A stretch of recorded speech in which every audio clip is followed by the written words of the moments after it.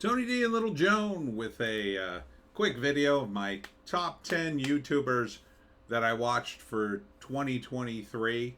I mention these guys all the time, and I just thought I'd give it a quick rundown. End of the year video. There's no trailers, so and I'm getting ready for the live stream, and I every year I like to make myself a nice dinner for New Year's, so I need a little time to do that. So I'm doing that. So I need some time. Smash like and subscribe. Thank you for smash liking and subscribing. Check out my books. Links in the description. Comedy Horror in South Jersey. It's the Pineys, books 1 through 13, available at Amazon.com. Don't forget, Kindle Unlimited is free. Sticks and Hammer, of course. I mention him all the time because I watch his stuff every day. He is definitely a staple of YouTube. There's no particular order to these, but if I had to rank the 10, I would probably put Sticks on top because I rarely miss a video from Sticks. I kind of don't watch all his occult videos only because I'm usually too hyped up about the news that I have to hear. I'm a bit of a news junkie. I want to hear the news, and then the occult stuff sort of hit or miss for me. Sometimes I want to listen to it, but other times I just go, eh. So one of these days I'll have to binge all his occult stuff. But so anyhow, you gotta love Sticks. I love his poll analysis, especially for the elections and whatnot. And and I've advertised the Pineys on his chat, so that's always nice of him to do that. I mean, he takes money, but he didn't take a lot of money, so it's perfectly reasonable. So, and by the way, the meal I'm making tonight, I'm making pasta with pesto. I got some leftover pesto that I want to use up, and then I'm going to have some sausages with it. Oh, that's going to be good. That's going to be good. Make a nice salad. It's going to be good. The only downside is my grill is out of commission for a while until I replace the gas line that got eaten by a rat. Stupid rat nearly killed me. Anyhow, so yeah, Sticks and Hammer. He does videos on the occult. He does gardening videos, which they're hit or miss for me. He does MREs videos, which are okay. I watch them 90% of the time, but mostly it's political and news analysis that I watch him for. I think he's best on that, and that's most of his videos. And I think he's very smart. Very smart. I think his analysis is good, right on point. He's a libertarian like me. I think we share a lot of views. So that's probably why I watch him. Again, no particular order. Jeremy at the Quartering, I like. I tend to watch almost all his videos. I don't watch his live stream just because there's only so much time in the day. I do watch Sticks's. Like, Sticks is my go-to live stream guys, other than Lotus Eaters, of course, who, for some reason, I didn't put them on the list because they're not really YouTubers anymore, but I often listen to the Lotus Eaters. But they have a long video, too, so sometimes I don't get to it. I've been missing it more and more just because, again, only so many hours of the day. Yeah, the Quartering, I think, does a lot of good stuff on the culture war. It's been more culture war recently, but also on, the kind of stuff I talk about, movies and stuff, video games and whatnot. So yeah, he's got good thumbnails, that's for sure. I also really admire Jeremy's discipline as a business person. He's very much on top of that. He really runs his channel like a business, and I think he runs it well. He can get a little too pushy with his promotion, but I'm all about that. I also take a page from the Quartering and always promote my books, as you know. Yellow Flash, again, another staple for me. Talking about all the stuff I talk about is a little more, really, very close to what I talk about. Movies, comics, a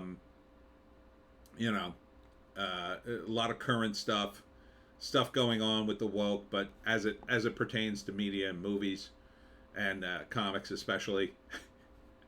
Marvel Marvel finally cancels She-Hulk season 2, blocking their budget.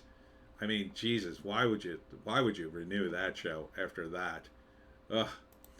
Then Overlord DVD, who I just called Victor Doomcock.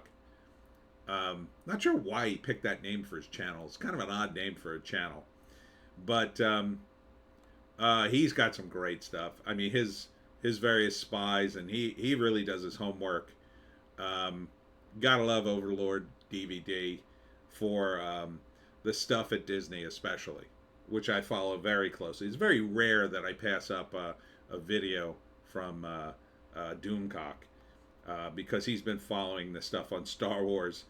I do, however, think he sometimes comes back to the fandom a little too much. Like, he won't just totally abandon it, with Star Wars and stuff. I think there's always a chance he would come back if the right people got at the helm of Star Wars and Marvel. But I believe that, it's really over.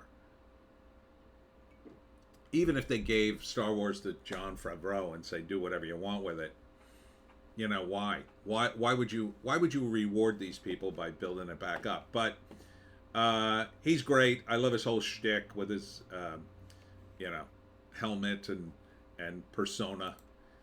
New discourses, of course, with James Lindsay. Another YouTube channel that, man, there's only so many hours in a day, and he's got so many videos now. But they're great. He's so smart. I really admire his intelligence, and he's really fun on Twitter. I usually get my James Lindsay fix from Twitter now because it's just so short and punchy. But this stuff is great. This is the kind of podcast I'll put on in the background when I'm doing stuff and I don't have to concentrate too hard. Kind of hard to write and listen to a podcast, but good stuff from James Lindsay. More and more I'm listening to Scott Adams again. I kind of went off on Scott Adams for a while. More recently I've been listening to his stuff. He has good takes and bad takes. He's about 50-50 for me in terms of his takes. But he is very smart, and he comes up with interesting ways to look at things. The most interesting thing he said most recently, and I was saying this to my nephew, when he talked about Vivek Ramaswamy, and he said there's there's his competence, and then there's his empathy.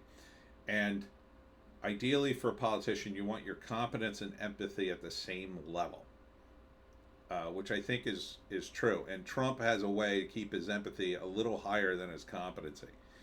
And Vivek is very competent, but can't quite get his empathy there yet. So it's the old, because I struggled with this because I was a know-it-all, and I wasn't good with people, but I just figured, well, I'll be the best at what I do and be super smart, and then people will have to respect me. Yeah, how'd that work out? Yeah, no, that's not true. You have to, at some level, kind of pull back from being too smart, because people don't like people who are smarter than them. And so I thought it was a really cool observation, and I passed that along. Paul Joseph Watson, of course, his videos are really good. They're short, they're punchy, they're always on point. It's very rare that I watch a Paul Joseph Watson video and go, I don't want to watch this. He always hits the mark around 7 to 11 minutes, and good stuff. And usually very well, every time very well researched and whatnot. Speaking of research, the Rageaholic, Razor Fist, he's just the best. And at this point in his YouTube career, he's really all about the quality and not the quantity. God, if they ever delete his YouTube, they will be losing a lot. He's got quite the library, I think. Just great stuff from Razor Fist. I wish he'd do more sort of regular videos that he used to do, just talking about current events, but he's very selective. He's doing more live streams now with a dude, I forget his name, but I love his stuff. I usually stop what I'm doing to watch a Razor Fist video. Then Neurotic. I've been watching a lot of Neurotic this year. Again, covers a lot of my same sort of stuff. Um, you know, TV, comics, movies. Um, especially Lord of the Rings and Doctor Who and stuff like that. He's really expanded. I like Friday Night Tights, but again, only so many hours of the day. There's so many podcasts, and they just go on forever, and it's like, who the hell has that time? And then finally, Kyle Dunnigan, who's great. But his channel kind of goes from like, oh, there's a bunch of cool stuff on it for weeks and weeks, and then like, oh, he's on tour, nothing. Which I sort of miss. But man, when he does a video, kind of like Razor Fist, I like can't wait. Like he finally did an entire episode of his Star Trek parody with Joe Biden as as Captain Kirk and various imitations he does as crew members. He also does characters too. That they didn't give this guy a show is, it's really a tragedy. But he has his own show online, and I should subscribe. If I had more money, I'd subscribe to a bunch of things. Kyle in particular though has a lot of stuff, but again, it's like only so many hours a day. So of course, that's 10. But honorable mention, of course, to the Lotus Eaters, who's one of my staples. But I didn't put them on the YouTube list because they're not really on YouTube as much anymore. The Critical Drinker, of course. I love Townsend's that does he does all colonial stuff, a lot of recipes. I like the guy from Azerbaijan who does recipes. It's I think it's called nature cooking or outdoor cooking or something. He'll cook like a side of beef on a giant fire. It's pretty awesome. It's also very quiet. He doesn't talk at all through it. It's just nature sounds. There's a bunch of others I'm sure I'm forgetting. Freedom Tunes, I like that. Here, I'm subscribed to so many things. I'm subscribed to just about every fail channel. The Try channel, of course. Ethan Van Sciver. Again, only so many hours. Heels versus Babyface. Matt Walsh, I listen to once in a while. Oh, The Fourth Age. I don't listen to The Fourth Age as much anymore. But I do like it. Mark Dice, again, not as much anymore. You kind of go through phases, I guess. Ryan Long has a good channel. Again, he's a comedian. You don't see it updated that much. Tim Pool, I definitely don't listen to as much, but I like his short videos once in a while. I feel like sometimes people, they get through everything they have to say, and it's kind of like over. Rudy Giuliani has a decent channel. I hope he's making money on it, because sounds like he needs money. I don't know if that's true. John Stossel, Steven Crowder. Again, not really a YouTuber anymore. So, some of these I signed up for in case I want to watch their videos. Bill Burr, I don't know, man. There's JEC's channel, one of my regulars. Mike Barron, of course, the legendary Mike Barron. Call Me Chato. I like his channel. So tons of channels. It's just so much to see. Who the hell could keep track of it all? But those were my top 10 for 2023 in no particular order. All right, speaking of a top, I'm doing my final live stream for 2023. New Year's, 9 p.m. tonight. So tune in for that, where we do it live at 9, because I'm going to midnight, and so it's going to be 3 hours. I couldn't do 5 hours. 5 hours would be too much. I would need a snack break, and that wouldn't be good.